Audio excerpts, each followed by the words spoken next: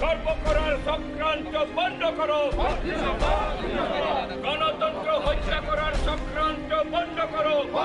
পঞ্চদশ অসম বিধানসভাৰ বাজেট অধিৱেশনৰ প্ৰথম দিনটোতে উত্তপ্ত সদন।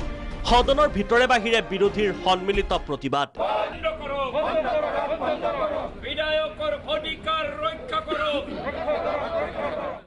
বিৰোধীৰ সদন ত্যাগ। বিৰোধীৰ ঐক্যবদ্ধ প্ৰতিবাদত বিধানসভাৰ বাজেট অধিৱেশনৰ প্ৰথম দিনটোতে উত্তপ্ত হ'ল সদন। বিধানসভাৰ ভিতৰে বাহিৰে শাসকীয় বিজেপি মিত্ৰজোঁটৰ বিৰুদ্ধে হ'ল বিৰোধীৰ প্ৰতিবাদ।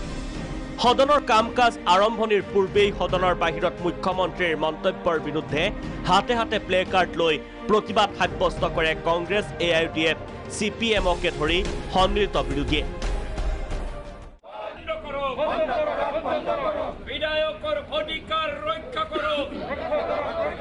বিধায়কসকলৰ কোনো কাম নাই, অকল বিধানসভাত আহিব বুলি কোৱাটো দুৰ্ভাগ্যজনক। মুখ্যমন্ত্ৰীয়ে এটা শাসনত বহাৰ পিছতো একমাত্ৰ ৰাজনৈতিক দলৰ স্বাৰ্থত এনেকুৱা কথা কৈ আছে, যিটো আমি আজি প্ৰতিবাদ কৰিছোঁ। আমাৰ বিধায়কসকলক তুচ্ছ তাচ্ছিল্য কৰি মুখ্যমন্ত্ৰী ডাঙৰীয়াই যিখিনি কথা কৈছে, তাৰ প্ৰতিবাদত গণতান্ত্ৰিক প্ৰক্ৰিয়াৰে এইখিনি আমি প্ৰতিবাদ কৰিছোঁ। মুখ্যমন্ত্ৰীৰ গোটেই টাৰ্গেটটো হৈছে বিৰোধী পক্ষৰ বিধায়কসকলৰ অধিকাৰ খৰ্ব কৰা, আৰু তেওঁলোকক খৰ্ব কৰাৰ কাৰণে তেওঁলোকৰ অভিভাৱক মন্ত্ৰীৰ জৰিয়তে যাতে বিৰোধী পক্ষৰ বিধায়কসকলে কোনো কাম কাজ সমষ্টিত কৰিব নোৱাৰে, তাৰ এটা পৰিৱেশ সৃষ্টি কৰাৰ কাৰণে মুখ্যমন্ত্ৰীয়ে এই উক্তি দিছে। সন্মিলিত বিৰোধীৰ ঐক্যবদ্ধ প্ৰতিবাদত চামিল ৰাইজৰ দলৰ বিধায়ক অখিল গগৈ। মুখ্যমন্ত্ৰী এজনে বাৰম্বাৰ অসাংবিধানিক, অগণতান্ত্ৰিক, নীতিবহিৰ্ভূত কথা কিছুমান কৈ সমগ্ৰ সদনৰ মৰ্যাদা হানি কৰিছে। মই সকলো বিৰোধী পক্ষৰ লগত লগ লাগি আমি আটাইবিলাকে সকলোৱে ইনিচিয়েটিভ লৈ এতিয়া আমি এই যে বিধায়কৰ ক্ষমতা নাই বুলি কোৱা কথাটোক লৈ আমি প্ৰতিবাদ কৰিম। এতিয়া আমি ঐক্যবদ্ধভাৱে চৰকাৰক যাতে ৰাইজ বিৰোধী কোনো কাম, জনগণ বিৰোধী কোনো কাম, অসম বিৰোধী কোনো কাম কৰিব নোৱাৰে, তাৰ কাৰণে আমি একেলগতে যুঁজাৰ সিদ্ধান্ত গ্ৰহণ কৰিছোঁ। আনহাতে সদনৰ ভিতৰৰ দিনটোৰ সকলো কাৰ্যসূচী বাতিল কৰি মূল্যবৃদ্ধিৰ প্ৰসংগত সভা স্থগিত প্ৰস্তাৱেৰে আলোচনা বিচাৰিছিল কেওটা বিৰোধী ৰাজনৈতিক দলে। কিন্তু অধ্যক্ষই অনুমতি নিদিয়াক লৈ সদনৰ মজিয়াত সৃষ্টি হয় উত্তপ্ত পৰিস্থিতিৰ। আপুনি যদি শুনিব শুনক, আদাৰৱাইজ আপোনাৰ লিডাৰ ফলো কৰক। কংগ্ৰেছ, AIUDF, CPM-এ পৃথকে পৃথকে আনিছিল সভা স্থগিত প্ৰস্তাৱ, আৰু অৱশেষত সদন ত্যাগ বিৰোধীৰ। আমাৰ আজি বিষয়টো আছিলে যে সদনৰ সকলো কাৰ্যসূচী বাতিল কৰি পেট্ৰল ডিজেলৰ মূল্যবৃদ্ধিৰ লগতে অত্যাৱশ্যকীয় সামগ্ৰীৰ যিহেতু মূল্যবৃদ্ধি হৈছে, সেই বিষয়ত এটা আলোচনা হ'ব লাগে। কিন্তু এই আলোচনাটো আজি আমাক কৰিব দিয়া নহ'ল।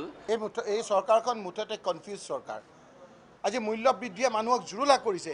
এই সময়খিনিত সদনৰ নিয়ম মানি আমি ৰাইজৰ পক্ষত থাকি আলোচনা কৰিবলৈ বিচাৰিছিলোঁ, চৰকাৰে কিন্তু আলোচনা কৰাৰ সাহস নহ'ল। চৰকাৰক সমালোচনা AIUDF, CPM-ৰ। বৰ্তমান অসমত সকলো স্তৰৰ জনসাধাৰণক চুই যোৱা আটাইতকৈ ডাঙৰ সমস্যাটো হ'ল মূল্যবৃদ্ধিৰ সমস্যা। ইমান গুৰুত্বপূৰ্ণ এটা সমস্যা আলোচনা কৰিবলৈ আমাৰ এই চৰকাৰ সন্মত নহয়, চৰকাৰ ব্যৰ্থ হৈছে। আমাৰ নিত্য প্ৰয়োজনীয় সামগ্ৰীসমূহ যি ধৰণে বৃদ্ধি পাইছে, তাৰ দাম এই আকাশলংঘী হোৱাৰ ফলত আমাৰ জনজীৱন কেনেকৈ বিধ্বস্ত হৈ গৈছে, এই সম্পৰ্কত আমি সদনত আলোচনা কৰিব বিচাৰিছিলোঁ। আমি দেখিলোঁ আমাৰ বিজেপি নেতৃত্বৰ চৰকাৰে সদনত কোনো ধৰণৰ এই কথা বতৰা আলোচনা কৰাৰ কাৰণে আমাক সুযোগ নিদিলে। চৰকাৰৰ বিৰুদ্ধে সৰব অখিল গগৈ। স্পষ্ট ভাষাৰে ক'ব খোজো যে অসম বিধানসভাত যদি মূল্যবৃদ্ধিৰ ওপৰত কথা ক'বলৈ নিদিয়ে, তাতকৈ আৰু ডাঙৰ কলা অধ্যায় কেতিয়াও থাকিব নোৱাৰে।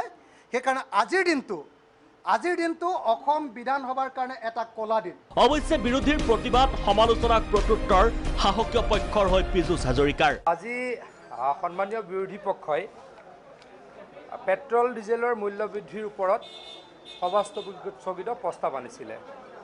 কিন্তু যিহেতু পেট্ৰলিয়াম জাতীয় বস্তু এইটো ভাৰত চৰকাৰৰ অধীনৰ এটা বস্তু, গতিকে ৰাজ্য চৰকাৰ ইয়াৰ অধীনত নপৰে, গতিকে বিধানসভাত ডিছকাছ কৰিব নোৱাৰি বুলি আমি বিধানসভাত যুক্তি দিছিলোঁ, আৰু অধ্যক্ষ ডাঙৰীয়াই আমাৰ যুক্তিত পতিয়ন গৈ সভা স্থগিত প্ৰত্যাহাৰ গ্ৰহণ কৰা নাছিলে। বিজেপিৰ চৰকাৰ যেতিয়া হৈছে তেতিয়া দাম কমিছে, মানে পাৰ্চেণ্টেজত যাব লাগিব। অৱশ্যে এয়া আৰম্ভণিহে। অধিৱেশনৰ বাকী দিনকেইটাতো হয়তো এনেদৰেই চলিব শাসক বিৰোধীৰ বাদ প্ৰতিবাদ আক্ৰমণ প্ৰত্যাক্ৰমণৰ বাকযুদ্ধ। ভিডিঅ' জাৰ্নেলিষ্ট ৰিজু দাসৰ সহযোগত ৰুবুল গগৈ ৰিপৰ্ট, প্ৰাগ নিউজ।